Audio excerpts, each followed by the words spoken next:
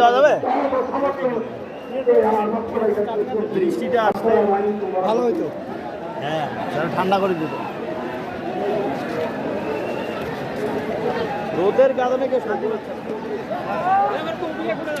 মাঠ কিন্তু বড়ই, লোকও কিন্তু আছে পর্যাপ্ত বাইরে, কিন্তু ঢুকতে পারছে না।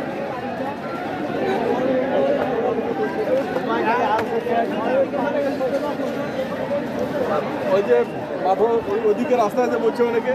হ্যাঁ, থেকে বলছে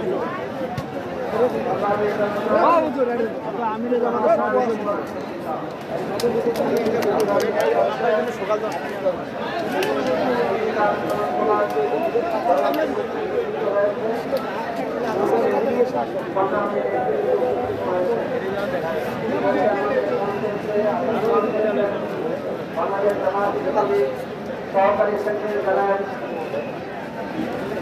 সাবেক ছাত্রনেতা ইসলামী ছাত্র শিবিরের সাবেক কেন্দ্রীয় সভাপতি মাওলানা রফিকুল ইসলাম খান মঞ্চে এসে আসন গ্রহণ করেছেন বাংলাদেশ জামায়াত ইসলামীর কেন্দ্রীয় নির্বাহী পরিষদ সদস্য ঢাকা মহানগরী দক্ষিণের সংগ্রামী আমির ইসলামী ছাত্র শিবিরের সাবেক কেন্দ্রীয় সভাপতি জনাব নুরুল ইসলাম বুলবুল। মঞ্চে এসে আসন গ্রহণ করেছেন বাংলাদেশ জামায়াত ইসলামীর কেন্দ্রীয় নির্বাহী পরিষদ সদস্য ঢাকা মহানগরী উত্তরের সংগ্রামী আমির ইসলামী ছাত্র শিবিরের সাবেক কেন্দ্রীয় সভাপতি জনাব মোহাম্মদ সেলিম উদ্দিন।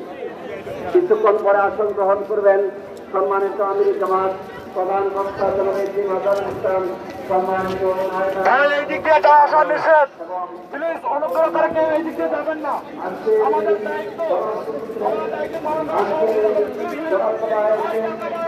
আমির জামাতের কাছে আসলে শাসন গ্রহণ করেছেন চৌত্রিশের গণঅভ্যুত্থানের মহানায়ক রংপুরের গর্ব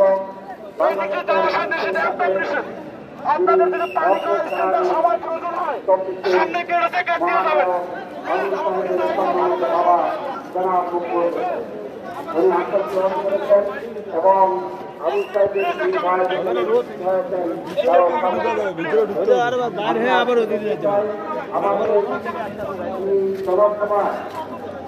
বাংলাদেশ জামায়াত ইসলামী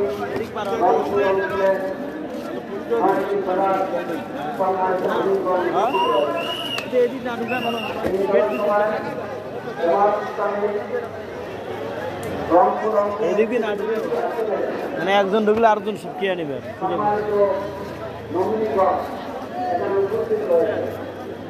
ঘুরে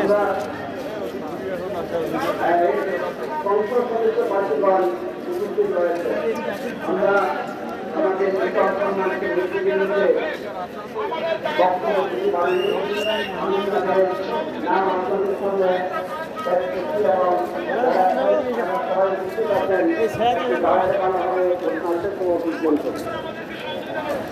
জামাত ইসলামী ঘোষিত ৩৩টি আসনের মধ্যে পঞ্চগড় ১ আসনের প্রার্থী হলেন জামাত ইসলামের পঞ্চগড় জেলা আমির জনাব ইকবাল হোসেন।